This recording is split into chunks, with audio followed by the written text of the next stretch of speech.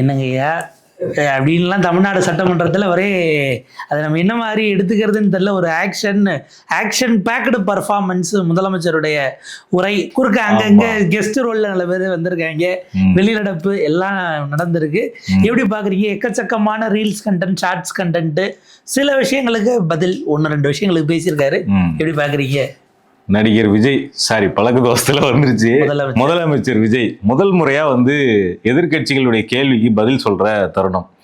சரி, எல்லாருமே இது எப்படி சொல்ல போறாரு? ஏன்னா இது வரைக்கும் அவர் சட்டமன்றத்துல வாயே திறக்கல. இவ்வளவு நாளா முந்தானேத்தெல்லாம் அவர் நோக்கி எழுப்பப்பட்ட கொஸ்டின்ஸுக்கெல்லாம் ஆதவ அர்ஜுனா பதில் சொல்லிட்டு இருந்தாரு, ராஜ்மோகன் பதில் சொல்லிட்டு இருந்தாரு, ரமேஷ் பதில் சொல்லிட்டு இருந்தாரு. அவர் கடைசி வரைக்கும் வாயை திறக்கல. அதுவும் குறிப்பா சட்டம் ஒழுங்கு சம்பந்தமான விஷயங்களுக்கு அவர் தான் பதில் சொல்லணும்.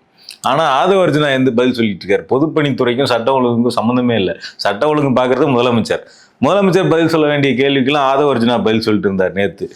சரி, இன்னைக்கு அவர் பேச வேண்டிய நேரம் எல்லாரும் எதிர்பார்த்துட்டு இருந்தாங்க. ஆனா அவர் பேசுறதை விட அவர் பெர்ஃபார்ம் பண்ணியிருக்கிறாருன்னு சொல்லலாம். ஒரு பவர் பேக்டு பர்ஃபார்மன்ஸ். முன்னாடி இந்த இதெல்லாம் முடிஞ்சா ஜட்ஜஸ்ட கருதி கேட்குற மாதிரி, அதாவது அவர் அதை பார்த்து சில விஷயங்களை பேசின வரைக்குமானது ஒரு பழைய கன்வென்ஷனல் மெத்தட்ல இருந்தது. பேப்பரை விட்டுட்டு அவர் மைக்குக்கு வரும்போது ஒரு நான் கன்வென்ஷனல், சட்டமன்றத்தில் அது புதுசு. ஆமா, இப்ப கேட்ட கேள்விகளுக்கு அவர் பதில் சொன்னாரான்னு கேட்டா, அவர் எந்த விதத்திலுமே 2 விஷயம் மட்டும்தான் அவர் அட்ரஸ் பண்ணது. அந்த 2ஐயுமே சரியா அட்ரஸ் பண்ணாராங்கிற கேள்வி இருக்கு. முதல்ல எலக்ட்ரிசிட்டி மின்வெட்டுக்கு பதில் சொல்லியிருக்கிறார், சட்டம் ஒழுங்கு பதில் சொல்லியிருக்கிறார். வேற எந்த கேள்விக்குமே பதில் சொல்ல, எல்லா கேள்விகளையும் ஸ்கிப் பண்ணியிருக்கிறார். இது ஒரு முதலமைச்சருக்கு அழகு கிடையாது. எதிர்கட்சி தலைவர் அப்படிங்கிறவர், முதலமைச்சருக்கு ஒரு சட்டமன்றத்தில் என்ன பவர் இருக்குதோ கிட்டத்தட்ட அதுக்கு இணையான பவர் கொண்டது எதிர்கட்சி தலைவர் பதவி. அப்ப எதிர்கட்சி தலைவர் ஒரு கேள்வியை முன்வைக்கிறாங்கன்னா அந்த கேள்விக்கு முறையான பதில சொல்ல வேண்டிய இடத்துல இருக்கிறவர் முதலமைச்சர். அதுதான் சட்டமன்ற மரபு. ஆனா அந்த சட்டமன்ற மரபுக்கு சம்பந்தமே இல்லாம இன்னைக்கு விஜயினுடைய உரை அப்படிங்கிறது அமைஞ்சிருக்கு அப்படிங்கிறது முக்கியமானது. மின்வெட்டை பத்தி பேசும்போதும் அவர் என்ன சொல்றாரு அப்படின்னா, 3 விஷயம் சொல்றாரு. ஃபர்ஸ்ட் இந்த டிரான்ஸ்ஃபார்மர் ப்ராப்ளம் வருது, கடந்த கால பிரச்சனை, கடந்த கால குளறுபடி, நிர்வாக குளறுபடி அப்படின்னு திமுக மேல போடுறாரு. 3வது வேற சில ஆட்கள் இப்படியெல்லாம் பண்ணிடுறாங்க அப்படின்னு சொல்லிட்டு, எப்படி நிர்மல்குமார் கருப்பு ஆடுகள் மின் வாரியத்துக்குள்ள இருக்கிறாங்கன்னு சொன்னாங்களோ அதே மாதிரியான ஒரு பதில முதலமைச்சரே சொல்லியிருக்கிறார். அதாவது இந்த 40 நாட்களில் எத்தனை கருப்பு ஆடுகளை முதலமைச்சருக்கு கீழே இருக்க போலீஸ் பாஞ்சு பிடிச்சதுன்னு ஒரு கேள்வியே இப்ப நம்ம எழுப்பணும் இல்லையா? ஏன்னா இப்ப திமுக ஒன்றும் போலீஸ் கட்டுப்பாட்டுல வச்சு இல்ல, உள்துறை அமைச்சர் ஸ்டாலின் கிடையாது. எவ்வளவு பேரை பிடிச்சிங்க? பியூஷ் கேரியர் திருடிட்டு போனதுல திமுக காரங்க எத்தனை பேரை பிடிச்சிங்க? அதுக்குதானே சிவசங்கர் கேட்டாரு. பகல்ல திருடுற ஒரு சிசிடிவி ரிலீஸ் பண்ணி நைட்ல ஏங்க கரண்ட் போகுது, அது எதுவும் காட்சியில் இருக்கா இல்லையா? நீங்க திருடினவன திமுக எப்படி நினைக்கிறீங்கிறதா முக்கியமான கேள்வி. தமிழ்நாடு முழுக்க ஒரே மாதிரி ஒரு ஃப்ராட் நடந்து மின்வெட்டு நடக்குதுன்னா அது சீரியஸ் கிரைம். அந்த கிரைமை நீங்க பிடிக்க முடியலன்னா நீங்க ஆக்சுவலா நீங்க பதவி விலகணும், வேற ஒருத்தரை உங்களுக்கு பதிலாக முதலமைச்சரா உட்கார வைக்கணும். அப்ப அதெல்லாம் பண்ண முடியல. அப்ப நீங்க பிடிக்கலன்னு போலீஸ்ல கொண்டு போய் பொறுப்பு எடுக்கிறீங்களா இல்ல மின்துறையின் அமைச்சராங்கிற கேள்வி இருக்கு. இல்ல, அதுல ஒரு பெரிய பிரச்சனை இருக்கு. என்னன்னா, நீங்க போற போக்குல சொல்லிட்டு போயிடுறீங்க வேற ஆட்கள் பண்ணிடுறாங்க, கருப்பு ஆடுகள் இருக்காங்கன்னு சொல்லிட்டு. ஆனா அதோடைய ஒரிஜினல் பிரச்சனையை ஃபீல்டுல ஃபேஸ் பண்றவங்க கடினமாக உழைக்கக்கூடிய மின்வாரிய ஊழியர்களும் அதிகாரிகளும். அப்ப அந்த பகுதியில் இருக்கக்கூடிய மக்கள் என்ன பண்றாங்கன்னா, இங்க கரண்ட் நிக்குதுன்னா யாரோ ஒருத்தன் இங்க இபில வேலை பார்க்கறவனா திமுக காரன் ஒருத்தன் இப்படி பண்றான் அப்படின்னு சொல்லிட்டு அந்த ஊர்ல இருக்கக்கூடிய மின்வாரிய ஆஃபீஸில் போய் பிரச்சனை பண்ணுறது, அல்லது மின்வாரிய ஊழியர்களுடைய வீட்டுக்கு போய் பிரச்சனை பண்ணுறது, இந்த மாதிரியான விஷயம்லாம் நடக்குது. சென்னையில் நினைக்கிறேன் அப்படிதான். ஒரு ஏஐ வீட்டுக்கு போய் இவங்க நள்ளிரவில் கதவை தட்டியிருக்காங்க. யாரோ திருட்டு கும்பல் தான் வந்துருச்சுன்னு அவங்க வீட்டில் இருந்தவங்க பதறி போய் போலீஸ்க்கு ஃபோன் பண்ணி, மறுநாள் அந்த சிசிடிவி கார்ட்ஸ்லாம் கொண்டு போனால் தாவேக்க கட்சிக்காரங்களே போய் அது ஆட்சிக்கு ஒரு 2 வார கேப்பில் நடந்த சம்பவம் அது. அவங்க பதறி போய் ஏதோ திருட்டு கும்பல் இந்த பவாரியா குரூப் மாதிரி கதவை உடைக்க பார்க்குறாங்கன்னு பதட்டமாலாம் ஆனதெல்லாம் நடந்தது. மின்வாரிய ஊழியர்களுக்கு பாதுகாப்பு இல்லாத தன்மையை முதல்வரும் மின்துறை அமைச்சரும் சேர்ந்து உருவாக்குறாங்க அப்படிங்கிறத விட ஒரு துயரம் வேற என்ன இருக்க முடியும்? இது உள்ளபடியே ரொம்ப சீரியஸான ஒரு சார்ஜ். இன்னொன்று, நேற்றைக்கு மாலைன்னு நினைக்கிறேன், இந்த டாஸ்மாக் விஷயத்தில் சம்மந்தப்பட்ட அந்த ஊழியர்களுடைய நலச்சங்கம் அதனுடைய பொறுப்பாளர் அவர் பேசுகிறாரு. எங்களுக்கு பணி நியமனம் சார்ந்த விஷயங்கள், மற்ற எல்லா செலவுகளையும் நீங்கள் அதை இறக்கிறதுலேருந்து ஆகக்கூடிய செலவுகள்லாம் எங்கள் கை காசை போடக்கூடாது, கவர்மெண்ட்டே ஏற்றுக்கோன்னு சொல்கிறாங்க. 10 ரூபா வாங்குறதை விட்டுறோம். இப்போ இன்னமும் அவங்களுடைய ஸ்டேட்மெண்ட், மின்வாரிய சங்க ஊழியர்களுடைய அந்த தலைமை பொறுப்பில் இருக்கிற ஸ்டேட்மெண்ட் படி 10 ரூபா நாங்கள் வாங்கிட்டு இருக்கோம். ஏன்னா உபரி செலவெல்லாம் எங்கள் தலையில் எழுதப்படுது, கவர்மெண்ட் எடுத்துக்கிச்சுன்னா நாங்கள் வாங்க மாட்டோங்கிற வாங்குறாரு. இதை அப்ப இன்னைக்கு வரைக்கும் வாங்குறாங்கன்னா இவர் சொன்ன பார்ட்டி ஃபண்டுங்கிறது எந்த பார்ட்டிங்கிற பேரை சொல்லுங்க. அதுதான் எதிர்கட்சி தலைவர். அதுதான் வந்து ரொம்ப கிளியரான ஒரு விஷயம். பார்ட்டி ஃபண்டுன்னு ஒருத்தர் சொல்றாரு. ஒரு நேத்து தான் சபாநாயகர் எல்லார்கிட்டையும் சொல்லிட்டு இருந்தார், ஆதாரம் இல்லாமல் எதையும் பேசக்கூடாது. நேத்து உதயநிதி பேசும்போதே வந்து இந்த இந்த பாலியல் தொல்லைகள் கொடுக்கறதுல தாவேகா நிர்வாகிகளே ஈடுபடுறாங்கன்னு சொல்லிட்டு பேசும்போது சபாநாயகர் குறுக்குல வந்து ஆதாரம் இல்லாம பேசக்கூடாதுன்னு சொன்னாரு. உடனே நான் ஆதாரத்தோட சொல்றேன்னு சொல்லிட்டு லிஸ்ட் சொன்னாரு. அப்ப என்னன்னா, நீங்க விஜய் வந்து ஆதாரம் இல்லாம பார்ட்டி ஃபண்டுன்னு ஒண்ணு சொல்றாரு. முதல்வர் வேற யாரோ ஒருத்தவங்க குற்றச்சாட்டு வைக்கிறது கூட வேற. ஒரு முதலமைச்சர் நீங்க பார்ட்டி ஃபண்டுன்னு ஒன்று வாங்கிட்டு இருந்தாங்க அப்படின்னா, பார்ட்டி ஃபண்டுங்கிறது லீகல் கிடையாது, சட்ட விரோதமானது. அது அப்போ யார் வாங்கினாங்கன்னு உங்களால் கண்டுபிடிச்சி நீங்கள் ஏன் அதுக்கு ஒரு வழக்கு பதிவு பண்ணல, ஒரு எஃப்ஐஆர் போடல, ஏன் அவங்கள சம்மந்தப்பட்டவங்க மேலே ஆக்ஷன் எடுக்கல? நீங்களே கூட ஒரு கம்ப்ளைண்ட் யூஸ்வலாக அப்படி இருக்காது, டிவிஎஸ்சி உங்களுக்கு கீழே தான் இருக்கணும், இங்கே கட்சியின் சார்பில் இல்லை அமைச்சர்கள் சார்பில் ஒரு இதை கொடுக்க சொல்லுங்க. தானா ஒன்று வந்து எடுக்கலாம், நீங்களே ஒரு கம்ப்ளைண்ட் கொடுக்கலாம், டிவிஎஸ்சி எடுக்கட்டும், யாருன்னு தெரிய கண்டுபிடிக்க முடியாத உங்களுக்கு பார்ட்டி ஃபண்ட் போயிருந்தா அது மக்களுடைய வரி பணம் திரும்ப சேர்க்கறதா. நாங்களும் தொட மாட்டோம், தொட்டவங்களை விட மாட்டோம் அப்படின்லாம் நீங்க பேசுறதெல்லாம் நல்லா, அதெல்லாம் வைரலா பிசிட்டு போகக்கூடிய, அதெல்லாம் ரீல்ஸ்க்காகவே அவர் வந்து அந்த பெர்ஃபார்மன்ஸ் பண்ணியிருக்கிறாரு. பார்ட்டி ஃபண்டுன்னு பொதுவா சொல்லாதீங்க. உதயநிதியே அதுக்கு வாய்ப்பு எடுத்து கொடுக்குறாரு. எதிர்கட்சி தலைவர் அவர் தான் அதுக்கு வந்து கோபமாகணும். ஆனா அவரே எந்திரிச்சு நீங்க தைரியம் இருந்தால் எந்த பார்ட்டி ஃபண்டுன்னு சொல்லுங்கன்னு கேட்கிறாரு. சொல்ல வேண்டியது தானே திமுக பார்ட்டி ஃபண்ட் அப்படின்னு சொல்ல வேண்டியது தானே. ஏன் அதை சொல்ற, அப்போ உதயநிதியுடைய ஸ்லாங்ல இருந்தே அதை சொல்ற தைரியம் உங்களுக்கு இல்லையா அப்படிங்கிற கேள்வி வருது. அது வந்து ஸ்பான்டேனியஸா எழுந்து கேட்டதுனால ஒரு வேலை சிக்கலாயிருச்சுன்னு நமக்கு தெரியல. நீங்க எல்லா ஆக்ஷனும் பண்றீங்க, பெர்ஃபார்ம் பண்றீங்க, பயங்கரமான பஞ்ச் டயலாக்லாம் பேசுறீங்க, ஒருபோதும் விடமாட்டோம், நீங்க கதருங்கன்னு சொல்லிட்டு இந்த சோசியல் மீடியாவுக்கான டோன்லயே நீங்க பேசுறீங்க. சட்டமன்றத்துக்கான மரபே கிடையாது கதருங்கன்னு பேசுறதெல்லாம். நல்லா கதறீங்க, பயந்து நடுங்குறீங்க, அப்படி இப்படின்னு சொல்லிட்டு பேசுறீங்க. சட்டமன்றத்தில் பேசும்போது அதனுடைய தன்மை அப்படிங்கிறது எதிர்கட்சிகளே எப்படி பேசுவாங்கன்னா, ஆளுங்கட்சியை குற்றம் சாட்டும் போது ஒன்று நேரடியான குற்றச்சாட்டாக இருக்கும் ஆதாரத்தோட, இல்லைன்னா அது வந்து ஒரு மாதிரி வந்து ஒரு சட்டையர் பண்ணுற மாதிரி பேசுவாங்க. அதில் வந்து ட்ரிகர் ஆக்க மாட்டாங்க. அது விஜயினுடைய பேச்சு முழுக்க எதிர்கட்சிகளை ட்ரிகர் ஆக்குறதுல தான் முழுக்கவே எதிர்கட்சி வரிசையில் இருக்க திமுக மட்டும். நீங்க வந்து எதிர்கட்சிகள் நீங்க குட்டி கதையை கேட்டுட்டு ஒருத்தர் சிரிச்சுக்கிட்டு ஜம்முன்னு இருக்காரு. அதிமுகவும் தாவேக்காவும் தான் ஒண்ணுன்னு சொல்லிட்டாங்கல்ல, அது வந்து தாய் கழகம் அப்படின்னு வர அமைச்சர் ஆதவர்ஜுன் சொல்லிருந்த ஒரு விஷயம். இன்னைக்கு நான் ஆதாரம் கொடுக்குறேன்னு நேற்றைக்கு அமைச்சர் ஆதவர்ஜுன் தான் ஒரு விஷயம் சொன்னாரு, கொடுத்த மாதிரி தெரியல. 2 வயசு குழந்தைய வந்து பாலியல் இது பண்ணாங்க அப்படின்னு பேசும்போது சபாநாயகர் அதுலயும் குறுக்கிட்டாரு. இந்த பக்கம் உதயநிதி அவர்கள் பேசுறது குறுக்கிட்டது போல அதுவும் நீங்க இப்படி சொல்லக்கூடாது, நான் நாளைக்கு ஆதாரம் தரேன். ஆனா இன்னைக்கு சபாநாயகர் எதுலயுமே குறுக்கிடல, அது முதலமைச்சருடைய உரைங்கிறதால நீங்க பேசுங்க, நீங்க உங்களுக்கு எதிர்க்க யாருக்கு எல்லாமே அலவுடு, நீங்க பேசலாம், நீங்க முடிங்க அப்படின்ற. நீங்க கட்சி தலைவர், நீங்க முதலமைச்சர், நீங்க நினைச்சீங்கன்னா என்னோட பதவியே இருக்காது அப்படிங்கிற சிச்சுவேஷன் எல்லாம் இருக்கு. அதுல தாண்டி வந்து முதல்ல வந்து 41 பேர் இது வந்து என் மேலே பழி போட்டீங்க அப்படின்னு சொன்னார். அதுவே மரபு மீறல். ஆக்சுவலாக நீங்கள் சிபிஐ விசாரணையில் இருக்கக்கூடிய ஒரு வழக்கில் நீங்கள் வந்து என் மேலே பழி போட்டீங்க அப்படின்னு சொல்றதன் மூலமாக வந்து அந்த வழக்கு இன்னும் முடிவாகலை. நேற்றுக்கு என்னுடைய வழக்கு இருந்தால் சப்ஜூடிஸ் விஷயங்களை பேசாதீங்கன்னு சபாநாயகர் சொன்னார். அதடையமா இந்த டாக்ஸ் வழக்கா இல்ல இவர் குறித்த விமர்சனமா ஒரு வழக்குல ஏதோ ஒரு வழக்குல விசாரணையில் இருக்கக்கூடியதை பேசாதீங்கன்னு சொன்ன சபாநாயகர் கரூர் வழக்கு முடிஞ்சிருச்சா, வாதிகள் செந்தில் பாலாஜியை நோக்கி சிபிஐ வழக்கு இருக்குன்னு சொன்னப்ப அதை பத்தி நிர்மல்குமார் சொன்னார். சிபிஐ வழக்கு செந்தில் பாலாஜி நோக்கி பேசும்போது அப்பதான் சபாநாயகர் சொன்னாரு விசாரணையில இருக்கக்கூடிய வழக்குகள். அப்ப அமைச்சருக்கு நீங்க சொன்ன அந்த அவையினுடைய இது முதலமைச்சருக்கு ஏன் தளர்ந்து விட்டது? ஒருவேளை கரூர் வழக்கு முடிஞ்சு போய் தீர்ப்பெல்லாம் வந்து எல்லாம் செட்டில் ஆயிருச்சாங்கன்னு நமக்கு தெரியல. அப்ப அது சப்ஜூடிஸ் இல்ல, பழி போட்டாங்களா இல்லையா, அதோடைய உண்மையான குற்றவாளி யாருங்கிறதெல்லாம் இன்னும் வந்து முடிவுக்கு வரல, விசாரணையில தான் இருக்கு. அப்படி இருக்கும் போதே பழி போட்டீங்கன்னு சொல்லி அது சட்டமன்ற இதுலயே வர்றது இருக்குல்ல, அவை குறிப்பில் வர்றதுங்கிறது அதை எப்படி அனுமதிக்கிறாங்கன்னு தெரியல. இப்போ பல இடங்கள்ல விஜயினுடைய பேச்சு அப்படிங்கிறது சட்டமன்ற மரபுகளுக்கு முரணாகவும் விதிகளுக்கு எதிராகவும் இருந்திருக்கு. அவர் அன்கன்வென்ஷனலா பேசுனதுல பிரச்சனை இல்லை, அது அவர் ஸ்டைலிஷா டெலிவரி பண்றது, அது அவருடைய இயல்பே அப்படி இருந்துட்டு போகலாம், அதுல நமக்கு சிக்கல் இல்லை. ஆனால் பேசிய விஷயங்கள் அப்படிங்கிறது அது ஏற்கத்தக்கதா? இப்போ முக்கியமா வந்து என்னென்ன கேள்விகள்லாம் நேற்று கேட்டாங்க அப்படிங்கிறதுல ஒரு சின்ன ஹின்ஸ் பார்த்தோம்னு வச்சுங்களேன். முதல்ல வந்து நான் முதல்வன் திட்டத்துக்கு எப்படி நீங்க பேரை மாத்துனீங்க, எதுக்காக மாத்துனீங்க, அந்த திட்டம் அதனுடைய அப்படியே அந்த திட்டம் தொடர போதா இல்லையான்னு கேட்டாங்க. பதில் வரல. ஒரு முக்கியமான கேள்வி. நான் முதல்வன் திட்டத்தில் கிட்டத்தட்ட 41 லட்சம் மாணவர்கள் தமிழ்நாட்டில் பயனடைகிறாங்க. அந்த திட்டம் குறித்து எதிர்க்கட்சி தலைவர் குறித்து கேட்ட கேள்விக்கு முதலமைச்சர் பதிலளிக்காமலேயே பஞ்ச் டயலாக் பேசி இந்த கூட்டத்தை முடிச்சிருக்கிறார். அடுத்தது வந்து பார்த்தோம்னா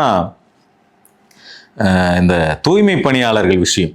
தூய்மை பணியாளர்கள் தனியார் மயமாக்குவதை எதிர்த்து கடந்த ஆட்சி காலத்தில் நீங்கள் பேசுனீங்க. நாங்கள் ஆட்சிக்கு வந்தால் எல்லா தூய்மை பணியாளர்களையும் பணி நிரந்தரம் பண்ணுவோம் அப்படின்னு சொன்னீங்க. ஆனால் இன்னைக்கு உங்கள் ஆட்சியில் பல மாநகராட்சியில் தூய்மை பணியாளரை தனியார் மயமாக்குவதற்கான டெண்டர் விடப்பட்டிருக்கு. நேற்றைக்கு ஈரோட்டில் ஒட்டுமொத்தமாக மாவட்டம் முழுக்க பணி புறக்கணிப்பு அவங்க செஞ்சதையும் செய்தியில் பார்க்க முடிஞ்சது. அப்ப அதாவது உங்களுக்கு போன ஆகஸ்டில் இருந்த நிலைப்பாடு ஏன் மாறுச்சு? தாவேகா தலைவர் விஜய் அவர்கள் வலியுறுத்தியதை முதலமைச்சர் விஜய் ஏத்துக்க மாட்டாரா அப்படிங்கிற கேள்வி இருக்கு. சென்னையில 2 மண்டலங்கள்ல தான் தனியாருக்கு விடாமல் இருந்தது. அதுக்குதான் அவங்க அட்டெம்ட் பண்ணும்போது அவ்வளவு கொந்தளிப்புனா தமிழ்நாடு முழுக்க பண்ணா ஓகேவா? இந்த நிலைப்பாட்டுக்கு என்ன காரணம்? கூடுதலாக இன்னொரு பாயிண்ட் அவர் இன்னைக்கு பேசும்போது சொன்னார், அண்ணாவெல்லாம் கோட் பண்ணி அந்த நிலைப்பாடுகள் தொடரும், இருமொழி கொள்கை அதெல்லாம் தொடரும். ஆனால் எதுக்கு எடுத்தாலும் மத்திய அரசோட போய் நேரடியாக மோதக்கூடிய மோதல் போகை இந்த அரசு கடைபிடிக்காதுன்னு ஒரு பாயிண்ட். எதுக்கு எடுத்தாலும் மோதுறதுன்னா என்ன அர்த்தம்? யாரு எதுக்கு எடுத்தாலும் யாராவது மோதிட்டு இருந்தாங்களா இது வரைக்கும்? அதான் இவங்க நேற்று டெக்னிக்கே செஞ்சு காட்டியிருக்காங்கல்ல. ஆர்.என். ரவி வரும்போது சேர்த்து நாங்க தேசிய கீதத்தை முதல்ல போடுறோம்னா முடிச்சிருக்கோம்ல. நான் என்ன சொல்றேன்னா, டீலிமிட்டேஷன் தமிழ்நாட்டுக்கு எம்பி சீட்டை குறைக்க போகுது, எதிர்க்கிறாங்க. எஸ்ஐஆர் வருது, அதில் மத்திய அரசின் தலையீடு இருக்கு, எலெக்ஷன் கமிஷன் கொண்டு வர்றதுல அப்படின்னு சொல்றாங்க, எதிர்க்கிறாங்க. பள்ளிக்கல்வித்துறைக்கு ஃபண்டு கொடுக்க மாட்டாங்க, இந்தியை ஏத்துக்கிட்டாதான், மும்மொழி கொள்கையை ஏத்துக்கிட்டாதான் கொடுக்க சொல்றாங்க, எதிர்க்கிறாங்க. எஸ்எஸ்ஏக்கும் சம்பந்தமே இல்லை, அது தேவையில்லாம லிங்க் பண்றாங்க. அப்புறம் இந்த சென்ட்ரலி ஸ்பான்சர்ட் ஸ்கீம்ஸ்ன்னு சொல்லி கொண்டு வரக்கூடிய திட்டங்கள்ல அதுக்கு மத்திய அரசினுடைய பங்களிப்பு அதை குறைச்சிட்டு வராங்க, எதிர்க்கிறாங்க. விபிஜி ராம்ஜி ஆகட்டும், தமிழ்நாட்டுக்கு பிரிச்சு தரப்படக்கூடிய நிதி ஃபினான்ஸ் கமிஷன் மூலமா குறைக்கப்படுது, அதை எதிர்க்கிறாங்க. பாப்புலேஷனை ஒரு கிரைட்டீரியாவா கொண்டு வராதீங்கன்னு சொல்றாங்க. இப்போ இதுல எது வந்து நம்ம வந்து மோதல் போக்கு வேணும்னே மோதுறது அப்படிங்கிறது இதுல எது? இதுல ஒருவேளை அது தவறா இருந்தா நீங்க திருத்தலாம். நான் ஸ்பீச்சு கேட்டப்ப அந்த பாயிண்ட் வரல, அது ஆளுநர் உரையில இருந்தது. தாவேகாவுடைய தேர்தல் அறிக்கையில முதல் பக்கத்திலேயே இருந்த 2வது 3வது வாக்குறுதி மத்திய அரசுக்கான நிதியை பெறுவது, அதற்கான சிறப்பு குழு அமைப்போம், உச்சநீதிமன்றம் வரைக்கும் போவோம், ஜிஎஸ்டியில 70% கேட்போம் அப்படிங்கறதெல்லாம் ஆளுநர் உரையில இருந்தது. தேர்தல் அறிக்கையில இருந்து அங்க இருந்தது. அதை முதலமைச்சர் நீங்க கோட் பண்ண மாதிரி நான் பார்க்கல. அப்ப நேரடியாக அதை சொன்னா பாஜக நேரடியா இந்த நேரத்துல அவங்களுக்கு கோபம் வரும், இல்ல ட்ரிகர் ஆகும். ட்ரிகர் இங்க இருந்தவங்கள பண்ணாரு, அங்க இருக்கவங்களை கான்சியஸா பண்ணலையா அப்படிங்கிறதையும் நம்ம கேட்க வேண்டியது. ஜிஎஸ்டியில 70% மட்டும் இல்லைன்னு நினைக்கிறேன், மற்றதெல்லாம் இருந்தது. நிதி குறைக்கிறது, நிதி வருவாய்ங்கிறது எப்படி ஒரு அறிக்கையா சமர்ப்பிப்போம். உச்சநீதிமன்றத்துக்கு போய் வாதாட ஒரு சிறப்பு குழு, அதற்கு முன்பாக இன்னொரு பாயிண்ட் சட்டமன்றத்தை கூட்டி தீர்மானம் நிறைவேற்றணும் ஒரு பாயிண்ட் இருந்தது. சபாநாயகர் உரையில இருந்ததாங்கிறது மன்னிக்கணும், ஆளுநர் உரையில இருந்ததாங்கிறது. அதுல ஒண்ணு கட் பண்ணியிருந்தாலும் முதலமைச்சருக்கு இதுல டச் பண்ணிருக்கலாம்ல. எங்களுடைய ஃபண்டை நான் கேட்போம், நீங்க அவர் பேசியிருந்தா அது நேஷனல் நியூஸ். எல்லா மாநில முதலமைச்சர்கள்ட்டையும் சும்மா கருத்து கேட்குற மாதிரி கூட நீங்க உங்களால ஒரு கூட்டமைப்பை உருவாக்க கூட உங்களால முடியும். நீங்க ஒரு அட்டெம்ப்ட் எடுத்தா அதுக்கு வாய்ப்பு இருக்கு. அடுத்த லெவலுக்கு அதை எலிவேட் பண்ண மீடியாக்கள், நேஷனல் மீடியாஸ் வரைக்கும் இருக்கும்போது இன்னும் ஸ்ட்ராங்கா செய்ய முடியும்ல.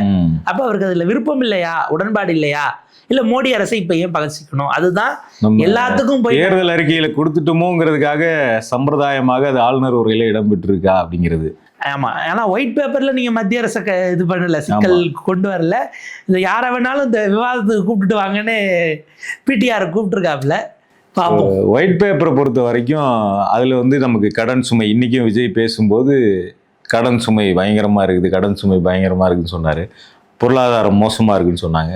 ஆனா நிதி ஆயோக் கூட்டத்தில் போய் தமிழ்நாடு இந்தியாவிலேயே 2வது பெரிய பொருளாதாரத்துல பயங்கரமா முன்னேறிட்டு இருக்குன்னுலாம் பேசுனீங்க. இந்த 2 முரண்பாடு, இதை பற்றியும் கேள்வி எழுப்பியிருந்தாங்க. ஸோ அதை பற்றியும் எதுவுமே பேசலை. அடுத்தது வந்து முக்கியமாக இந்த பாலியல் சிக்கல் குறித்து பேசும்போது தாவேகா நிர்வாகிகளே பண்ணக்கூடிய பாலியல் சிக்கல்கள் குறித்து கேள்விகள் எழுப்பியிருந்தாங்க. அதில் குறிப்பாக முக்கியமான ஒருத்தர், மற்றதெல்லாம் கூட போலீஸ் நடவடிக்கை எடுப்பாங்கன்னு சொல்லி விட்டுடலாம், குறிப்பாக ஸ்ரீவைகுண்டம் எம்எல்ஏ சட்டமன்றத்துக்குள்ள அவர் ஸ்பெசிஃபிக்கா எதிர்கட்சி தலைவர் குறிப்பிட்டார். கட்சி என்ன நடவடிக்கை எடுத்ததுங்கிறது கூட அப்புறம், நீங்க கட்சியில நீங்க நிக்காட்டி போங்க, சட்ட ஒழுங்கு உங்ககிட்ட இருக்கு, நீங்க உள்துறை அமைச்சராக இருக்கிறீர்கள்.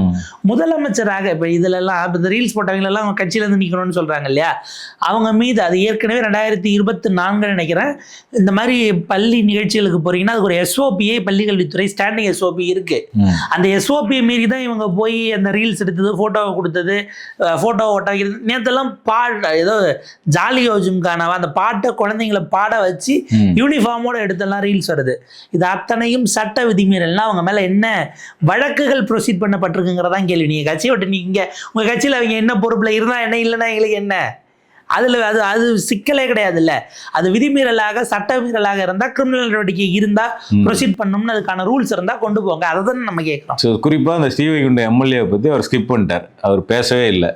அடுத்தது வந்து இந்த தொழில் முதலீடுகள் வெளிமாநிலத்துக்கு போகுது அப்படிங்கிற குற்றச்சாட்டை வச்சிருந்தாங்க. அந்த குற்றச்சாட்டுக்கு சட்டமன்றத்துல பதில் சொல்லாம வெளியில வந்து பிரஸ் மீட்ல பதில் சொல்றாங்க கீர்த்தனா. இது என்ன மாதிரியான ஒரு இதுன்னு தெரியல, ஒரு முறைன்னு தெரியல. இப்ப நீங்க வெளியில பிரஸ் மீட்ல இந்த குற்றச்சாட்டு வச்சதுக்கு நீங்க பிரஸ் மீட்ல பதில் சொல்லலாம், சட்டமன்றத்துல வச்ச குற்றச்சாட்டுக்கு சட்டமன்றத்துல பதில் அளிக்கணும். ஏன்னா அந்த ஆன்சர் கிரெடிபிளா இருக்கணும். பிரஸ் முன்னாடி நீங்க பேசுற ஆன்சர் கிரெடிபிளா இருக்கணும்னு அவசியம் இல்லை. ஆனா சட்டமன்றத்துக்குள்ள நீங்க சொல்லக்கூடிய பதில் அப்படிங்கிறது முழுக்க முழுக்க கிரெடிபிளா உண்மையா இருக்கணும், ஆவணப்பூர்வமா இருக்கணும். ஆனா மிஸ்லீடு பண்ணா உரிமை மீறலோ அவங்க மேல அதை சேலஞ்ச் பண்ணி உள்ள அவங்க நோட்டீஸ் கொடுக்க வாய்ப்பு. ஆமா, ஆனா இவங்க வந்து பிரஸ்ல பதில் சொல்றாங்க, இத்தனை கம்பெனி திமுக ஆட்சியில் வெளில போச்சு அப்படின்னு சொல்லிட்டு ஒரு லிஸ்ட் கொடுக்குறாங்க. அதில் ஒரு 2-3 கம்பெனி எடுத்து பார்த்தோம்னா அது எல்லாமே வந்து ஏற்கனவே நியூஸ் லாண்ட்ரி ஒரு இன்வெஸ்டிகேஷன் பண்ணி வெளியிட்டிருக்காங்க. அதில் என்ன சொல்லியிருக்கிறாங்கன்னா, தென் மாநிலங்களில் இருக்கக்கூடிய பல நிறுவனங்கள் வந்து குஜராத்துக்கு மாற்றப்பட்டதுக்கு பின்னாடி பாஜகவினுடைய ஒன்றிய அரசனுடைய கொள்கை இருக்குது அப்படின்னு சொல்லியிருக்கிறாங்க. அப்படி போன சில கம்பெனிகள், மைக்ரான் டெக்னாலஜின்னு சொல்லிட்டு ஒரு செமிகண்டக்டர் கம்பெனி, டாட்டாவினுடைய ஒரு செமிகண்டக்டர் கம்பெனி, இந்த 2 கம்பெனி பேரை அவங்க சொல்லியிருக்கிறாங்க. அது ரெண்டுமே ஒன்றிய அரசனுடைய ஷேர். குஜராத்தில் நீங்கள் இந்த கம்பெனி செட் பண்ணீங்கன்னா உங்களுக்கு 50% சப்சிடியை ஒன்றிய அரசு கொடுக்கும் அப்படின்னு அறிவிச்சதன் காரணமாக டபுள் என்ஜினா உங்களுக்கு நாங்க செஞ்சு தருவோம் அப்படின்னு அறிவிச்சதன் காரணமா போனது. அப்ப இவங்க பத்திரிகையாளர்கிட்ட சொல்லும் போது பத்திரிகையாளர்கள் வந்து இதுக்கு ஆதாரம் இருக்குதான்னு கேட்கிறாங்க. இப்ப அமைச்சர் வந்து ஆதாரம் இருக்குதுன்னு சொல்லணும், இல்லைன்னா இல்லைன்னு சொல்லணும். நீங்க அவங்க கிட்ட கேட்டீங்களான்னு கேட்கிறாங்க. எதிர்கட்சிகள் வச்சது நீங்க தானேங்க. இப்ப உன் மேல ஒரு குற்றம் இருக்கு, நீ இல்லைன்னு வந்து ஆதாரம் கொடு, சொன்னவங்க கிட்ட ஆதாரம் கேளுங்க. இல்ல அவங்க வைக்கிறாங்கல்ல, தாவேக்கா வந்ததுக்கு அப்புறம் வெளி மாநிலத்துக்கு போயிடுச்சுன்னு அவங்க கிட்ட நீங்க போய் ஆதாரம் கேட்டீங்களான்னு கேட்கறாங்க. நீங்க தான் அரசு, நீங்க தான் தொழில்துறை அமைச்சர், நீங்க தான் ஆதாரம் கொடுக்கணும். போன ஆட்சியில இப்படி எல்லாம் தொழில் முதலீடுகள் வெளில போயிருக்குன்னா உங்ககிட்ட இருக்காத டேட்டா கிடையாது, நீங்க நினைச்ச ஆதாரத்தை கொடுக்க முடியும். ஹார்ட் டிஸ்க் அங்கேயும் கொண்டு போய் கர்நாடகாவில் வித்துட்டாங்கல்ல ஹார்ட் டிஸ்க், அப்புறம் எத்தனை ஹார்ட் டிஸ்க் போச்சுன்னு சொன்னாங்கன்னா அது நமக்கு தெளிவா இருக்கும். ஏன்னா இப்படி எய்தர் ஹாஃப் இன்ஃபர்மேஷனா வருது, பாதி உண்மைங்கிறது எல்லாத்த விட அபாயகரமானது, நீங்க பொய்யவே சொல்லிட்டு போலாங்கிற மாதிரி அப்படியான கேம்குள்ளதான் இந்த ஒட்டுமொத்தமாக போயிருக்கிறது. இது எல்லாத்தையும் தாண்டி கடைசியா அநாகரிகத்தின் உச்சமா 2 விஷயம் நடந்தது. அதுல ஒண்ணு வந்து ஒரு குட்டி கதை சொல்றேன் அப்படின்னு சொல்லிட்டு இந்த உங்க அப்பாவை எங்க காணோம், உங்க அப்பா எங்க காணோம்னு சொல்லிட்டு ஒரு ஆக்ஷன் பண்ணி காமிச்சார் விஜய். அதெல்லாம் வந்து அப்பட்டமா தெரியுது, அது ரீல்ஸுக்காக பண்றாரு, அவர் ஸ்டாலினை குறிப்பிட்டு தான் சொல்றாரு அப்படிங்கிறதெல்லாம் அப்பட்டமா பார்க்கும்போது தெரியுது. இதெல்லாம் ஒரு முதலமைச்சர் பண்ற வேலையா என்னன்னு தெரியல நமக்கு. சட்டமன்றத்தில் ஒரு தேர்தல் பிரச்சாரத்தில் அவர் என்ன மனநிலையில் இருந்தாரோ, கட்சியாக அவர் வந்து விக்கிரவாண்டிலையும் மதுரையிலையும் பேசும்போது என்ன மனநிலையில் இருந்தாரோ அதே மனநிலையில் சட்டமன்றத்துக்குள்ளேயும் இருக்கிறாரா அப்படிங்கிற கேள்வி இருக்கு. அதே மாதிரி ஆக்ஷன் பண்ணி காட்டணும்னு நினச்சேன் நான். அவங்க எல்லாரும் போயிட்டாங்க வெளியில், இருந்தால் ஒரு ஆக்ஷன் பண்ணி காட்டலாமா அப்படின்னு கேட்டு இப்படி பண்ணுறார். இது நமக்கு அது வரல, மேபி இப்படி கிராஸ்ல இன்னும் விஎஸ் பாபு விட்டு இப்படி பண்ண சொல்லிக்கினே இருந்தா இன்னும் நல்ல ரீல்ஸ் மெட்டீரியல் கிடைச்சிருக்கும். இதெல்லாம் வந்து அநாகரிகத்தின் உச்சமா இருக்குது. ஒரு முதலமைச்சருக்கு பதவிக்கு இதெல்லாம் அழகு கிடையாது இப்படி பண்றதெல்லாம். இதை உங்களுடைய ரசிகர்கள் வேணா கைத்தட்டி கொண்டாடலாம். பண்ணதை விஷுவலா பண்ணதை அவங்க அவை குறிப்புல டைப் பண்ணிட்டு டிஸ்கிரிப்டிவா எழுதலாம். எனக்கு அங்க உட்கார்ந்துருக்க செயலாளர் டீம் நினைச்சாதான் நீங்க டைப் பண்ணி எழுதுறதெல்லாம் விடுங்க, அதுக்கு பின்னாடி ஒரு பிஜிஎம் ஃபீல் பண்ணுங்க. அவை குறிப்புல பிஜிஎம் ஏற்ற முடியாது. ஷார்ட்ஸை நம்ம பார்ப்போம், அவை நாலு நாளைக்கு குறிப்பெல்லாம் யாருக்கு வேணும்? மறந்துருவோம். அவை குறிப்பெல்லாம் யாருக்கு வேணும்? எங்களுக்கு இன்ஸ்டாகிராம் இருக்கு அப்படின்னு சொல்லிட்டு அந்த பிஜிஎம் மைண்ட்ல வச்சுக்கிட்டே அதை பண்ணியிருக்கிறார். நாளைக்கு முழுக்க இன்னைக்கு முழுக்க அது பிஜிஎம்மோட அந்த ஆக்ஷன் வரப்போகுது. இல்ல அடுத்த சட்டமன்ற கூட்டத்தொடர் வரைக்கும் தாங்குற மாதிரி இன்னைக்கு கான்சியஸா செஞ்சிருக்காருன்னு நம்ம இதை பார்க்கலாம். ஸோ இந்த மாதிரி எல்லாம் இதை அவர் தொடரக்கூடாது. இதை வந்து ரசிகர்கள் ஒன்றா கொண்டாடலாம், ஆனால் மக்கள் இதை வந்து கண்டிப்பாக ரசிக்க மாட்டாங்க. குறிப்பாக எதிர்க்கட்சிகளுக்கு வந்து பதில் சொல்றது நீங்கள் கிண்டல் பண்ணலாம், அல்லது ஏதோ ஒரு வகையில் அவங்கள எதிர்த்து விமர்சனம் பண்ணலாம். ஆனால் இந்த மாதிரி வந்து ட்ரிகர் பண்ணி டீல் பண்ணுறது அப்படிங்கிறது வந்து சட்டமன்ற மரபு கிடையாது. அது முதலமைச்சர் வந்து இதை தொடரக்கூடாது அப்படிங்கிறது ரொம்ப முக்கியமானது. அது ஒரு கண்ணியமான அரசியல் வழிபோக்குக்கு அது நிற்காதுங்கிறது தான். பார்ப்போம்.